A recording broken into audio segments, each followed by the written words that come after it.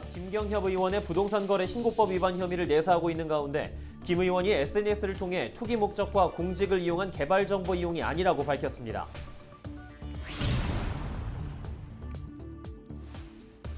백신 접종 속도가 빨라지면서 문을 여는 지역의 경로당이 늘고 있습니다. 일상으로의 복귀 기대도 늘고 있습니다. 리얼돌 체험방을 청소년 유해시설로 바라보는 여론이 늘고 있는 가운데 경찰이 불법 요소를 찾아 단속하기 시작했습니다. 리얼돌 체험방 업체들이 부당하다는 입장을 내뱉고 있습니다.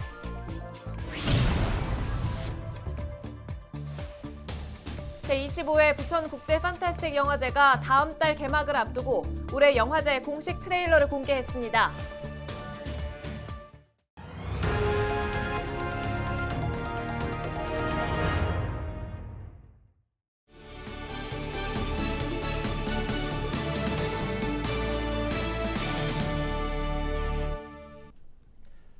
시청자 여러분 안녕하십니까? 헬로티비 경인뉴스입니다. 첫 소식입니다. 백신 접종 속도가 빨라지면서 지역 경로당이나 노인정은 하나둘 문을 열고 있습니다. 아직 지역사회 안에서는 소규모 감염이 계속되고 있지만 일상으로의 복귀도 빨라지고 있습니다. 이세진 기자가 보도합니다. 오랜만에 경로당이 문을 열었습니다. 비어있던 방 안에선 TV 소리가 흘러나옵니다. 반가운 얼굴들은 그대로지만 달라진 것도 있습니다. 경로당에 들어오자마자 꼭 해야 할 일이 생겼습니다. 오래간만이에요. 열재고. 경로당에 오려면 조건도 갖춰야 합니다. 우선 여기 경로당에 출입할 수 있는 조건이 2차 접종이 끝난 후에 10살 경과된 후 사람만 들어오게 돼 있기 때문에 회원들 전체에 관해서는 상당히 제한적인 인원만 들어오게 돼 있습니다. 경로당에 머물 수 있는 시간은 오후 1시부터 5시까지. 음식도 먹을 수 없습니다. 백신을 접종했더라도 경로당에 머무는 동안 마스크 착용은 필수입니다. 답답하지만 적적함을 달랠 수 있는 시간이 반갑습니다. 하라면 해야 되고 답답해도 그랬지 뭐 여러 사람을 위해서. 그러니까 조금 모여서 몇 시간이라도 놀다 헤어지고 그러면은 좀 덜 지루하고 좋죠. 김포에서 백신을 접종한 75세 이상 노인은 97%에 달합니다. 2차 백신까지 접종한 75세 이상 노인도 전체의 절반을 넘었습니다. 노인 접종률에 따라 경로당 340곳은 이번 주부터 순차적으로 문을 엽니다. 백신 접종이 속도를 내면서 찾아온 변화. 일상으로 가는 걸음도 빨라지고 있습니다. 헬로티비 뉴스 이세진입니다. 이달 집단 감염 사례가 확인된 김포어학원에서 추가 확진자가 잇따라 나오고 있습니다. 김포시는 18일 오전 기준 김포어학원 관련 코로나19 확진자가 1명 추가돼 관련 확진자가 모두 28명으로 늘었다고 밝혔습니다. 다만 지난 16일 제주도에서 확진 판정을 받은 사례를 포함한 일부 확진자 수는 다른 지역 집계에 포함돼 김포시 공식 집계에서 빠졌습니다. 경찰은 이달 초부터 리얼돌 체험방에 대한 단속을 벌이고 있습니다. 리얼돌 체험방이 청소년의 성인식을 왜곡하고 성상품화 논란을 부추길 수 있다고 판단했기 때문인데요. 리얼돌 체험방 업체는 이런 단속이 과도한 억압이라고 주장하고 있습니다. 김진재 기자입니다. 인천의 한 리얼돌 체험방. 사람의 모습을 한 인형이 바닥에 누워 있습니다. 운영 방식이 성매매와 유사하지만 리얼돌 체험방 자체는 합법입니다. 이 때문에 시민들 사이에서는 리얼돌 체험방 운영에 대한 찬반 입장이 갈리고 있습니다. 리얼돌 운영에 반대하는 시민들은 리얼돌이 성을 상품화하고 청소년의 성인식을 왜곡할 수 있어 문제라는 입장입니다. 너무 자신의 성 욕구를 채우려고 그런 거를 만드는 게 어떻게 보면 인권 침해까지도 갈 수도 있다고 좀 안 좋게 생각해요. 이런 반발 때문에 최근 경기도 의정부에서는 리얼돌 체험방 한 곳이 자진 폐업을 결정하기도 했습니다.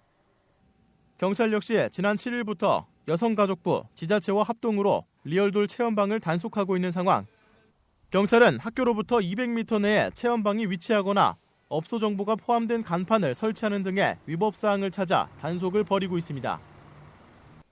이와 다르게 리얼돌 운영에 찬성하는 시민들은 인형에 대한 과도한 해석이라는 반응입니다. 인형에 약간 굳이 그렇게 뭐 인권 침해인 건 잘 모르겠고요. 그렇게까지 큰 의미를 부여하지 않거든요, 저는. 그래서 장애인 분들이나 몸이 안 좋은 분들을 위해서도 충분히 도입될 수 있다고 생각합니다. 리얼돌 체험방 업주는 과도한 단속이 부당하다는 입장입니다. 특히 장애인 등 대인관계에 어려움을 겪는 사람들이 주로 리얼돌 체험방을 이용하고 있다며 리얼돌 체험방의 긍정적인 기능을 이야기했습니다. 사람한테 이렇게 다가가서 할 수 있는 부분들이 많이 없으신 것 같더라고요. 그래서 그런 만족감을 대신 리얼돌에서 정말 만족하고 가셨다는 분들이 계셨어요. 어떤 여론에 의해서 잡으려고 하는 이 자체가 저는 억압이라고 생각을 합니다. 지난 2019년 서울고등법원은 판결문을 통해 리얼돌을 사람의 존엄성과 가치를 심각하게 훼손, 왜곡했다고 평가할 정도로 노골적인 방법에 의해 성적 부위나 행위를 적나라하게 표현 또는 묘사한 것이라 볼 수 없다고 밝혔습니다. 이후 2년이 지나도록 리얼돌을 어떻게 바라봐야 할지를 두고 찬반 논란이 이어지고 있습니다. 헬로티비 뉴스 김진재입니다. 부동산 거래 신고법 위반 혐의를 받고 있는 부천 갑지역구 더불어민주당 김경협 의원이 이번 의혹에 대한 첫 입장을 밝혔습니다. 김경협 의원은 17일 밤 자신의 SNS를 통해 10년 넘게 살고 있는 부천 춘희동 소재 아파트의 전세금 인상이 부담스러워 단독주택을 지으려고 알아보던 중 해당 부지를 추천받아 거래하기로 결정했다고 설명했습니다. 이어 김 의원은 내 집 마련을 위해 매매를 추진했지만 토지거래 허가가 어려운 사실을 뒤늦게 인지해 결국 성사되지 않았다고 언급했습니다. 또 계약을 포기하려 했지만 매도인 측이 받은 거래 대금을 이미 사용해버려 환불이 어려웠기 때문에 차용증과 근저당을 설정하는 것이라고 덧붙였습니다. 그러면서 투기 목적도 아니고 미공개 개발 정보도 이용하지 않았다고 강조했습니다. 경찰은 당초 18일 오전으로 예정됐던 김경협 의원에 대한 조사가 연기됐다고 밝혔습니다. 부천 소각장 광역화에 대해 반대하는 주민들이 또다시 단체 활동에 들어갔습니다. 부천 오정동 주민들과 지역 정치권은 18일 오정동 행정복지센터 앞에서 기자회견을 열어 소각장 반대에 대한 입장 표명을 하는 동시에 서명운동을 진행했습니다. 주민들은 이 자리에서 다른 지역 쓰레기를 함께 처리하는 부천 자원순환센터 소각장 광역화는 여전히 반대한다며 지난해와 달라지지 않은 입장을 재차 강조했습니다. 또 주말인 오는 19일에는 부천시청 앞에서 중상동 주민들이 서명운동을 비롯한 시위를 이어가는 등 부천 지역에서 소각장 광역화를 반대하는 움직임은 당분간 이어질 전망입니다. 계양구에서 잇따라 화재가 발생했지만 소화기로 자체 진화해 큰 피해를 막았습니다. 16일 오후 2시 47분쯤 계양구 서운동의 한 창고에서 화재가 발생했는데요. 50대 남성 A씨가 창고에서 검은 연기를 목격하고 소화기로 진화해 불이 번지는 걸 막았습니다. 또 17일 오전 5시 57분쯤에는 계양구 작전동의 한 식당 화장실에서 화재가 발생해 이를 목격한 70대 여성 B씨가 소화기로 자체 진화했습니다. 계양소방서는 평상시 소화기 위치와 사용 방법을 숙지해 화재 초기 적극적으로 사용해달라고 당부했습니다. 제25회 부천 국제 판타스틱 영화제가 다음 달 개막을 앞두고 올해 영화제 공식 트레일러를 공개했습니다. 괴담을 소재로 한 이번 트레일러는 곤충 메뚜기를 메인 캐릭터로 전래 괴담을 접목해 특수 효과를 낸 스톱모션 작품입니다. 한국인 최초로 오타와 국제 애니메이션 영화제에서 대상을 수상한 김강민 감독이 3개월에 걸쳐 제작했습니다. 괴담은 다음 달 개막하는 이번 영화제 전반을 포괄하는 주요 모티프 가운데 하나입니다.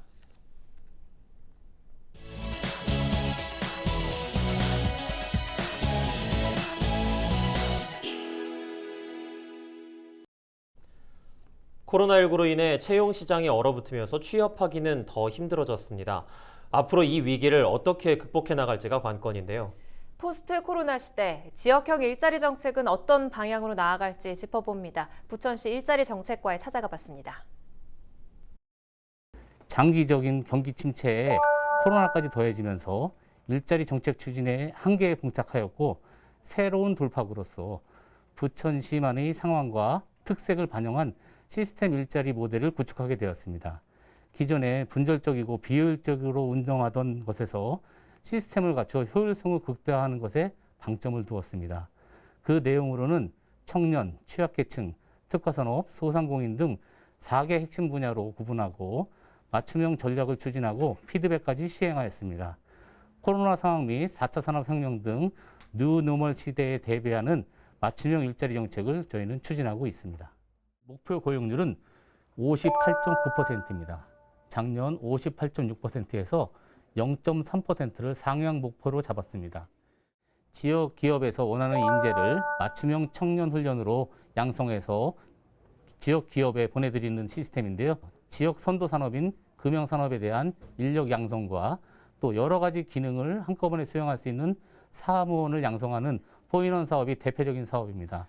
여기에는 청년과 여성층이 많이 참여하고 있는데요. 80%에 육박하는 취업 성공률이 그 자랑이기도 합니다. 그 외에도 청년 일자리 특별위원회를 운영하고 있으며 면접 정장 무료 대여 사업과 일, 경험, 인건비 지원을 하는 청년 네일로 사업, 또 홈앤잡 사업 등을 운영하고 있습니다.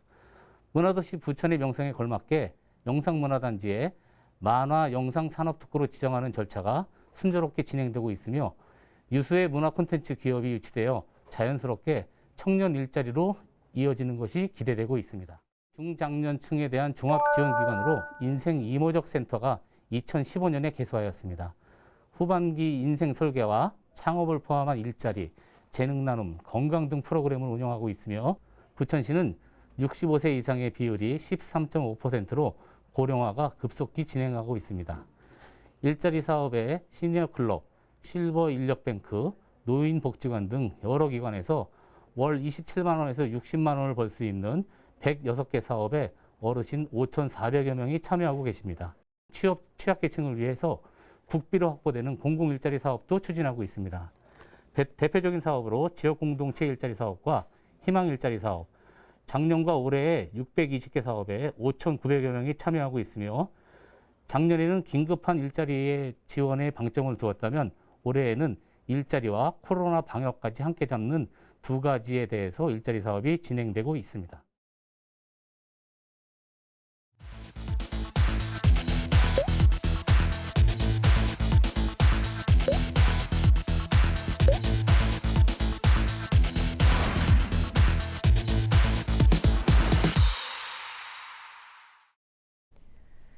김포시가 생활하수를 줄이는 일에 동참해달라고 시민들에게 당부했습니다.